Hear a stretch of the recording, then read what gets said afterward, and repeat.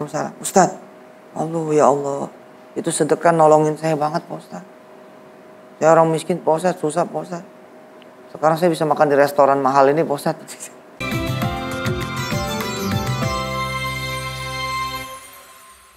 Assalamualaikum warahmatullahi wabarakatuh. Pemirsa Nikmatan Sedekah, insya Allah banyak barokah. Allahumma sholli ala sayyidina Alhamdulillah Muhammad. Pemirsa, insya Allah hari ini bintang tamu kita akan bercerita tentang apa sih keberkahan dari sedekah yang akhirnya bisa mengantarkan beliau ini bisa dapat beasiswa buat kuliah di luar negeri. Nah ini pas banget buat ditonton sama teman-teman yang seusia Wirda gitu ya, yang punya cita-cita pengen keluar negeri tapi mungkin terhalang sama biaya atau terhalang sama keadaan, sama kondisi. Yakin aja bahwa selalu ada jalan buat siapa aja yang yakin gitu. Gimana Pak menurut Bapak? Bagus. Keren. Cakep. Akunya cakep. Iya, cakep bener. Dan memang pemirsa yang dirahmati Allah ya, saya juga izin mendoakan pemirsa mudah-mudahan senantiasa disayang oleh Allah Subhanahu wa taala. Amin. Senantiasa ditolong, senantiasa dibantu, senantiasa diampunin. Menarik ya, bahwa sedekah itu bisa mengantar seperti yang Wirda bilang kepada apa yang kita cita-citakan. Karena salah satu kendaraan terbaik itu memang sedekah. Papa juga nih makin kemari gitu ya, bukan makin apa ya, bukan makin hilang kekaguman terhadap sedekah. Kan biasanya orang kalau ngelihat sesuatu kan jadi biasa ya, makin sering ya udah biasa gitu.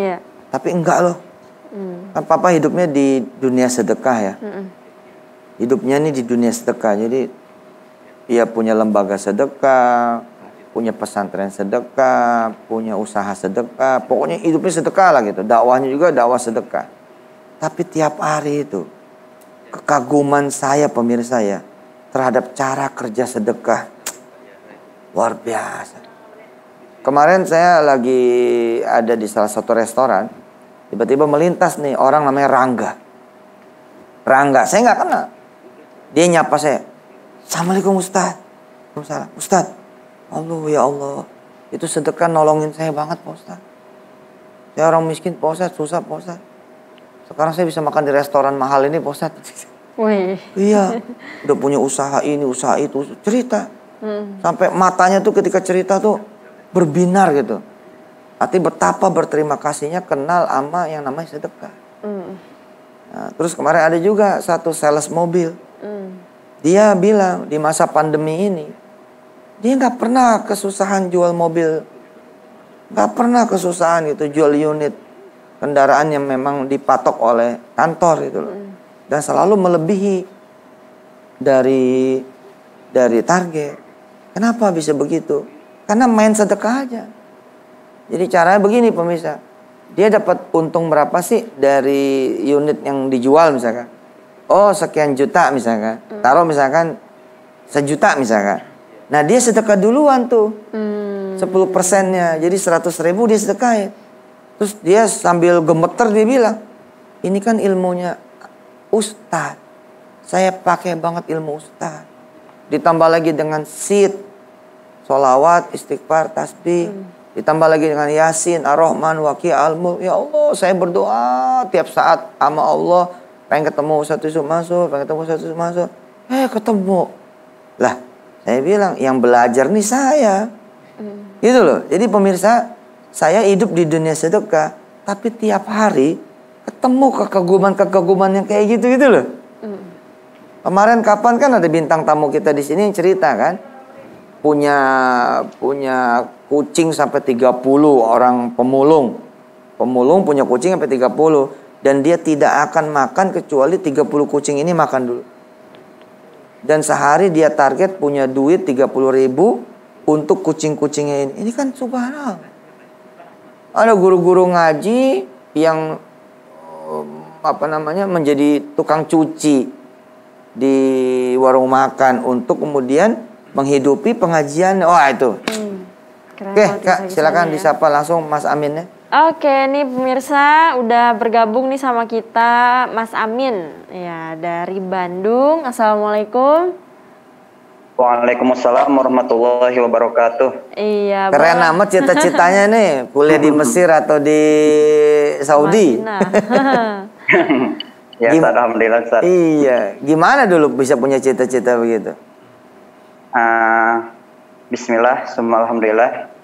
Assalatu wassalamu ala Rasulillah wa ala alihi wa sahbihi wa mawala. Sebelumnya salam ta'zim dulu, Ustaz. Saya dari Bandung, Ustaz. Ya, jadi ceritanya berawal dari cita-cita dulu waktu duduk di bangku SMP. Waktu SMP alhamdulillah bisa pesantren di daerah Banjar. Di sana memang pesantrennya bukan pesantren tahfiz, Ustaz. Backgroundnya juga bukan pesantren tahfiz, jadi muatan tahfiznya sedikit. Alhamdulillah dulu sama kawan-kawan ada beberapa orang, ada 9 orang, kita pengen ngapalin Quran, ngajuin ke pondok, pengen ngapalin Quran, alhamdulillah dibuatin program buat khusus 9 orang itu. Nah, kita ngapalin Quran, ya alhamdulillah dulu bisa punya hafalan lebih dari yang lain lah gitu. Nah, terus waktu masuk usia SMA, alhamdulillah dapat beasiswa dari PPPA, Ustadz, di Darul Quran Bandung. Nah, jadi alhamdulillah SMA-nya bisa di Darul Quran. Masya Allah. Nah, cita-cita buat kuliah ke Timur Tengah memang sudah ada waktu dari duduk di bangku SMP. Nah, terus SMA-nya di Darul Quran, lulus dari Darul Quran, mengikhtiarkan untuk menggapai cita-cita yang sudah ada gitu, Ustaz, untuk kuliah di Timur Tengah. Nah, dulu daftar ke Mesir, daftar juga ke Madinah, tapi ternyata belum ada panggilan ketika itu, Ustaz. Nah, setelah itu akhirnya ya udahlah memutuskan untuk kuliah di Indonesia dulu. Karena dorongan dari keluarga juga, udah kuliah aja di Indonesia gak apa-apa. Akhirnya kuliah di salah satu universitas di Bandung. Ya dulu sembari kuliah, sembari ngerintis usaha kecil-kecilan, Ustaz. Nah, dapat 3 semester, ternyata kuliahnya terganggu dengan usaha itu, Ustaz. Nah, akhirnya berhenti kuliahnya yang di Bandung itu. Dan ternyata ketika memutuskan untuk berhenti, orang tua, keluarga juga kecewa gitu dengan keputusan yang saya ambil. Nah, memang tidak secara langsung menyampaikan orang tua bahwasanya mereka kecewa, tidak, tapi dari raut wajahnya saya juga bisa membaca gitu. Nah, tapi yang namanya orang tua ya walaupun kecewa kan tetap mendukung kita, kita tetap mendukung. Nah, tahun 2015 akhir bulan Desember, qadarullah ketika itu sakit DBD. Terus ada kawan yang nengok, kata kawan itu, Kang Amin, itu ada program tahfiz di Makdis, di pondok di Bandung, salah satu pondok di Bandung di Makdis. 3 bulan programnya. 3 bulan ya, kalau 3 bulan kayaknya gak bisa ikut deh, soalnya kan saya lagi ngerintis usaha itu, dulu jualan es yogurt gitu, masukin freezer ke sekolah-sekolah, terus ngirim esnya. Kayak gitu, kayaknya gak bisa kalau 3 bulan. Terus udah aja obrolannya lewat gitu. Nah, setelah itu kan bulan Desember tahun 2015. Bulan Januarinya tahun 2016 dapat broadcast program yang sama, cuman programnya beda. Yang tadinya 3 bulan, ternyata jadinya 30 bulan, 2 tahun setengah. Malah lebih panjang.